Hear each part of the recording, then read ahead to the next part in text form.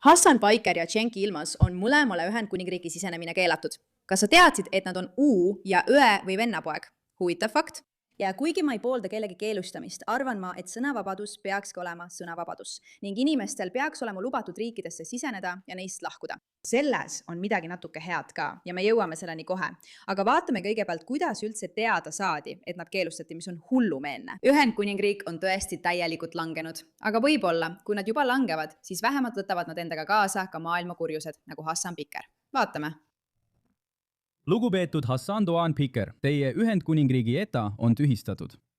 See tähendab, et te ei saa Ühendkuningriiki reisida ilma viisata. Selle põhjuseks on asjaolu, et teie kohalolekut Ühendkuningriigis ei peeta avalikkuse huvides sobivaks. Te ei saa selle otsuse peale kaevata. Taotlege viisat. Kui soovite siiski Ühendkuningriiki reisida, peate taotlema viisat, et saaksime teie olukorda üksikasjalikumalt kaaluda. ETA tühistamine ei tähenda, et teile keeldutakse viisa andmisest. Ausalt kuulake, ma ütlen midagi. See on hoiatus. Ma loodan, et te mõistate, et läänemaailm ja liberaalne demokraatia on pettus. Ja kõik need väidetavad asjad, mille eest nad väidavad hoolivat, ei lähe neile tegelikult korda. Me liigume väga erinevasse ajajärku. Olgu. Sellepärast ma kordan pidevalt, et fašism on kohal, eks. Näiteks administratsioon, mis üritab kasutada kohtukutseid poliitiliste dissidentide vastu Ameerika Ühendriikides või Ühendkuningriigis, mis on täielikult Iisraeli toetavate huvigruppide mõju all. Okei, ma ei usu ega nõustu sageli millegagi, mida Hassan Baiker ütleb. Ja muidugi suudab ta kuidagi Iisraeli sellesse teemasse tuua, mis on tõesti rumal. Aga ma pean praegu ütlema, et see, mida me Ühendkuningriigis näeme, on sõna otseses mõttes fašism. Ja see on irooniline, et just see mees sellele tähelepanu juhib, arvestades, et ta ise propageerib sotsialistlikku fašismi. Ma mõtlen, vaadake tema mütsi, demokraatlik sotsialist. Muide, te peaksite uurima TSA-d, kui teid huvitab, kuidas päris fašism välja näeb ja et see on Ameerika Ühendriikidesse tulemas. See mees on avalikult marksismi pooldaja. Ta on käinud Kuubal ja tal on tegelikult Ameerika Ühendriikidega väga suured probleemid. Ja need probleemid aina süvenevad, sest ta on tõeliselt kohutav inimene. Siiski on Ühendkuningriik muutunud mõnevõrra fašistlikuks. Ma olen sellest täiesti kindel kogu oma olemusega. Ja nad ei tohiks keelata teda ega Cenk Yilmazi, kes on siin kirjutanud. Mul on Ühendkuningriigi sisenemine keelatud. Ma proovisin lennata Londonisse, et osaleda üritusel ja pidada kõne Oxfordis. Mul on keelatud Iisraeli kritiseerida. Kas me oleme enam vabad? See on lääne kodanike rõhumine meie enda valitsuste poolt teise riigi huvides. Jällegi, uskumatu, et nad suutsid selle Iisraeli teemaks keerata. Sest kui sa oled internetis vaadanud, siis tegelikult pole sellel Iisraeli teemaga midagi pistmist. Kogu põhjus, miks Ühendkuningriik inimesi keelab, on see, et nad püüavad meeldida islamistlikele valijatele ja nad ei taha, et tuleksid inimesed, kes kritiseerivad lääne valitsusi. Ja Hassan Baiker ja Cenk Yilmaz on olnud selle eesliinil. Tulles vasakult poolt, on Ühendkuningriik kogu aeg, iga päev keelanud parempoolseid inimesi, kes avalikult toetavad Iisraeli. Sellel pole Iisraeliga midagi pistmist. See on seotud sellega, et Ühendkuningriik püüab välja tõrjuda inimesi, kes võivad mingil põhjusel nende valitsust kritiseerida. Aga loomulikult ei saa nad jätta kasutamata seda võimalust, et edendada kogu seda Iisraeli vastast asja. On naeruväärne arvata hetkekski, et Ühendkuningriik keskendub inimeste keelustamisele, kes on Iisraeli vastu. See ei ole siin asja mõte. Nende mõttemaailm on fašistlik ja nad püüavad sõna otseses mõttes takistada igaühel, kes kuidagi nende valitsust või selle käitumist kritiseerib, nende riiki sisenemast. Sest just nii fašistlikud valitsused käituvadki. Jällegi, selle iroonia on lihtsalt naeruväärne. Aga ma ütlesin selle video alguses, et minu arvates on selles, et tal keelatakse riiki sisenemine ka mõned positiivsed küljed ja ma kohe selgitan neid lähemalt. Muide, tere tulemast saatesse Pushback, mina olen teie saatejuht Meira ka. Kindlasti vajutage tellimisnuppu, et seda videot toetada.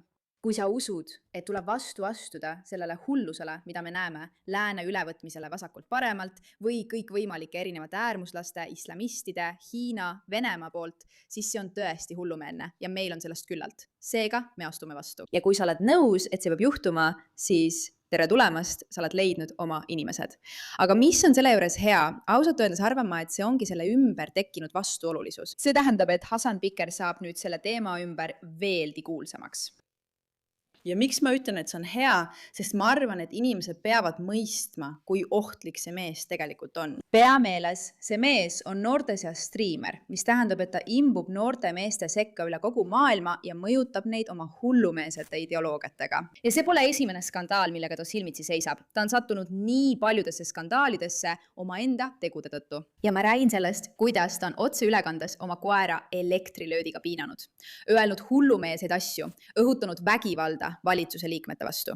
Ma mõtlen, see ongi lihtsalt see inimene. Ma tunnen mõnda neist inimestest. Nad on üldiselt toredad inimesed. Nad on aktivistid. Muide, kui sa mõtled, siis ta räägib siin marksistidest, et nad on toredad inimesed. Aga Hasan Pikeri vaadete halbuse ulatus ei piirdu ainult sellega. See, kui hull see mees on lausa pöörane. Palun väga. Jää minu juurde, kallis. Keegi ei tule, nad ei tule sulle midagi tegema. Kuula, nüüd küsin sult tõsise küsimuse. Jah. Enamik inimesi ei tee seda. Sa püüad oma nõudmisi kuuldavaks teha. Ei, mul ei ole nõudmisi. Nad jää keskendunuks. Ei, mitte sinu nõudmised. Ma räägin nende nõudmistest. Need on juba olemas ja need muutuvad. Ja need muutuvad koos. Kas sa oled sotsialist? Sa ei kuula. Sa oled sotsialist, eks? Ma olen juba maininud, mida ma mõtlesin. Muide, Hassan on üks neist inimestest, kes on väitnud, et Ameerika oli 11. septembri rünnakud ära teeninud. Olgu. Ta tegelikult arvab, et Ameerika oli 11. septembri rünnakud ära teeninud ja ta levitab internetis seda jama noorte ameeriklaste seas. Kapitalistlikus veres, mida see tähendas? Imeda lõunat, kuula kuidas. Mis oleks, kui me sind kuritarvitaksime? Sa kuradi pätt! Aga see Antifa liige, kes eile hammustas ICE ametniku kätt, aga see kõlab üsna hullumeelselt, see ICE ametnik, kes mind eile vigastas, kes meid maas peksis. Aga need, kes mäletavad neid, kelle ametniku käsi on. Aga mis siis selle kohta? Mul pole aimugi, millest sa räägid. Ametnikud, kes kasutasid pipragaasi. Ta ütles, leotage tänavad kapitalistide veres. Mida see tähendas? See on nimetatakse. Naerab, sa ütlesid, leotage tänavad kapitalistide veres. Mida see tähendab? Vaatame, mida tal on selle kohta öelda. Mida see tähendab? Kas inimesed peaksid võtma elusaid ICE ametnikke piinades? Ole nüüd. See on siis grupp noori mehi ja nagu see mees ütleb, on Hasan Piker täiesti õige. Nad on see petturite kamp, kes teesklevad, et seisavad tõelise Ameerika eest, kuid tegelikult on nad sotsialistid ja usuvad äärmuslikku vägivalda. Me teame seda. Me teame, et see on tõsi. Me teame, et vasakpoolne sotsialistlik mõtteviis on tegelikult vägivaldne. See on tegelikult fašistlik. Ja ei, ma ei räägi neist inimestest, kes on pigem tsentristlikud vasakpoolsed ja mõtlevad nii abordi teemal. Ma räägin neist inimestest, kes on äärmuslikud ja tegelikult toetavad terroriorganisatsioone nagu Antifa. Vaatame, mida Christopher Ruff selle kohta ütleb. On pettur, ta on võlts. Ta on pettur ja ta on võlts. Hasan Piker on pettur, ta on võlts. Miks ta on? See on sellepärast, et ta sisuliselt taas loob hilise 1960-ndate ja varajase 1970-ndate vasakpoolset poliitilist aktivismi, kus radikaalid olid Californias, New Yorgis või Bostonis. Reisiti Nõukogude Liitu, Kuubale, kommunistliku Vietnami ja siis pakuti end kommunistlike režiimide PR-vahenditeks. Ja siis nad koordineerisid omavahel. Tol ajal tegelesid nad tegelikult huvitavamate asjadega. Nad koordineerisid sisside väljaõppelaagreid Põhja-Aafrikas. Nad õppisid koos palestiinlastega, kuidas pomme valmistada. Põhimõtteliselt ütleb ta siin, et aktivistid nagu Hasan Piker, need äärmuslikud vasakpoolsed, kes väidavad, et nad on siin selleks, et maailma tõeliselt parandada ja et lääs on lihtsalt pettus või midagi sellist. See on tegelikult kordus sellest, mida me nägime 1960-ndatel ja 1970-ndatel. Ja ma arvan, et see on huvitav, sest tol ajal ei kahelnud keegi, et nende inimestega tuleb tegeleda kui tõsiste ohtudega Ameerika eluviisile. Ja tänapäeva need inimesi tegelikult isegi ülistatakse. Mis on Hasan Piker? Ta on tähelepanu näljas inimene. See ongi põhi. Tegelikult ei hoolida millestki. Kõik, mida ta tahab, on olla tähelepanu keskpunktis. Nii et nad leiavad kõige vastuolulisemad teemad ja asetavad end nende keskmesse. Ja nad usuvad, et väidavad end kõige ees seisvad, aga tegelikult see nii ei ole. Sa võid vaadata mõnda videot, mis me oleme teinud koos Hasan Pikeriga. Mõned tema varasemad videod on täiesti hullud, kus ta räägib sellest, kuidas naisi kohelda ja nii edasi. Nad on petised, nad tahavad lihtsalt avalikkuse tähelepanu. Ja avalikkuse tähelepanu ongi täpselt see, mida nad saavad. Kuid mida rohkem inimesed keskenduvad Hasanile, seda selgemaks saab, et teda on talle ei lubata Ühendkuningriiki siseneda ning nii edasi, nii edasi. Mida rohkem inimesi hakkab uurima, kes see mees tegelikult on ja mille eest ta seisab, seda rohkem tuleb tõde välja. Ta kardab tegelikult väga ja ei vasta kunagi nendele asjadele, millele ta peaks vastama. Ta ütles, et uputage tänavad kapitalistide verre. Tapke nad! tapke need värdjad ja mõrvake need värdjad tänaval. Las tänavad uputatakse nende neetud punasesse kapitalistide verre, mees.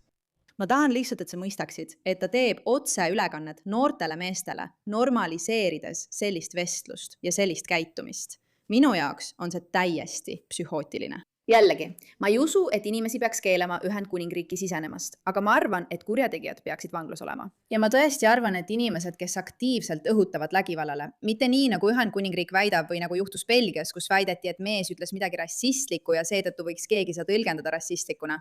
Aga inimesed, kes ütlevad näiteks, jah, las tänavad uputatakse kapitalistide verre, minge tehke midagi selle nimel. Selline käitumine on midagi, mille eest peaks inimene võib-olla tõesti trellide taha panema. Ma tean, et ükski mõistlik inimene, keda ma tunnen, ei ütleks midagi sellist. Nii et võib-olla tasub selle üle mõelda. Mida see tähendab? Seda nimetatakse larpimiseks. Mida see tähendab? Kas inimesed peaksid sind tõsiselt võtma? Päriselu rollimäng. Kas inimesed peaksid sind tõsiselt võtma? Liialdus sõprade seas. Tere. Nad ütlevad, et see oli lihtsalt nali, mida ta ütles, et tänavad peaksid. Imama Korgis, see oli üles haibitud, see oli rollimäng. Ma pole kunagi seda väljendit kuulnud. Ja tänu jumalale, et ma pole, sest ma ei suhte inimestega, kes seda sõna kasutaksid. Sõnaliselt palju, aga millal oled sa tõsine ja millal liialdad? Sa pead selle otsuse ise tegema. Nii et kui sa saad vastu reaktsiooni, siis ütled lihtsalt, et olid sarkastiline või liialdasid. Ma arvan, et peaaegu kõigele, mida ma ütlen, tekib palju vastureaktsiooni. Kahjuks just sinusuguste inimeste tõttu. Nii see lihtsalt on. See juhtub. Kas sa väldid vastutust oma sõnade eest? Ei, sugugi mitte. Kas sa töötasid Kuuba valitsusega koos? Föderaalvõimud andsid Hassan Pikerile Kuuba reisi tõttu kohtukutse. Lihtsalt huvitav märkida. The Bandage. Bandage New York on tohutu. Hassan, kas sa töötasid Kuuba valitsusega? Hassan, kas sa töötad välisriikide valitsustega? Hassan, kas sa töötasid Kuuba valitsusega? Me päriselt lihtsalt väldime seda, sest ta on ju täielik argpüks. Nagu ma ütlesin, on ka tšenki jogurt keelatud, mis ei puuduta seda. Juhtus midagi väga tähelepanuväärset. Ma läksin lennujaama, et minna Londonisse. Ma hakkan pidama paneeldiskussioone South by Southwest Londonil ja 2 kõnet Oxfordis. Aga selgub, et ma ikkagi ei lähe, sest Unitedi leti töötaja ütles, et mind on keelatud Ühendkuningriiki siseneda. Okei, nii et nad keelavad meil riiki siseneda. Kas ma arvan, et Ühendkuningriik peaks kellelegi sisenemise keelama? Ei, ma ei arva. Ma olen oma arvamuse selles osas üsna selgelt välja öelnud. Cenk Yilmaz ja Hassan Piker on sugulased, mis on minu jaoks hullumeelne, kuidas neil võivad olla samad geenid. Sest Hassan Piker osa tema värgist on see, et ta on pikk, karismaatiline ja nägus. Aga Cenk Yilmaz näeb välja nagu sõna otseses mõttes sulav inimene. Ma ei oska seda kuidagi teisiti kirjeldada. Igatahes, mõte on selles, et nende 2 inimese tegelikud vaated tuleb päevavalgele tuua.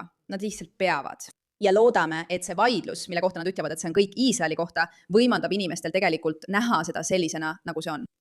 On olemas vasakpoolne mõtteviis, mis hävitab meie ühiskondi. Jällegi, ärge keelake neid, lihtsalt paljastage nad. See on minu isiklik arvamus selle kohta. Aitäh, et sellele tähelepanu pöörasite.